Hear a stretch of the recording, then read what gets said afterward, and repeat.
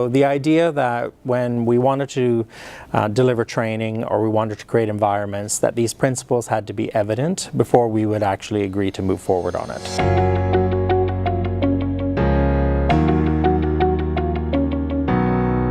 You have a very clear vision, very clear values, and now I've also recognized you have principles as well. Yes. How do they differ from the values, or are they intertwined? I think they're again great strong principles, but what do they mean to the?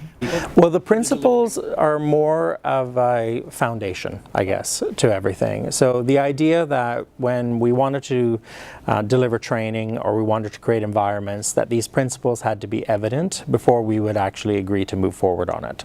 So for example, when we're doing our training or when we want customer experience, it had to be experiential. So because we asked them to deliver an experience, the training also has to be equally that, because they have to understand it. Or it has to be measured. Again, how do you deliver that service, and how do we understand if we've done a good job of it? And this is usually by the guests telling us, but also how does feedback from your own coworker come into place? Wanting it to be transparent, I use that word a lot, but of course being open and honest about what works and what doesn't work. So it's those types of things. So really applying those principles in a way that really does lead through the entire employee and customer journey is extremely important to us. And do you see the employee journey and the customer journey quite aligned? Definitely. Yeah, I think it starts from that aspiration stage. So whether you're a guest and you're thinking, okay, I want to go on holiday, and does Dorchester Collection come to mind? To an employee, I want to work in a hotel, does Dorchester Collection come to mind? So they do definitely mirror. I mean, the steps we take to get it right is varies, of course, but the journey has to align. Yeah, because when I looked through the principles, I looked at it through a guest perspective. And as a guest, I'd want all of that. Yeah, I think so.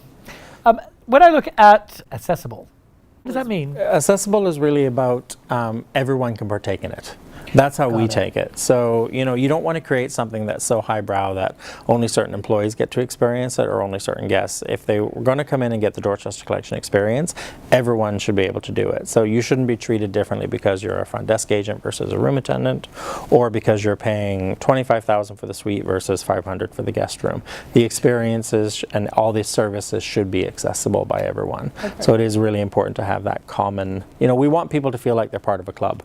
Yeah. Right. So whether you're in the employee club or the guest club, it's all about being part of that.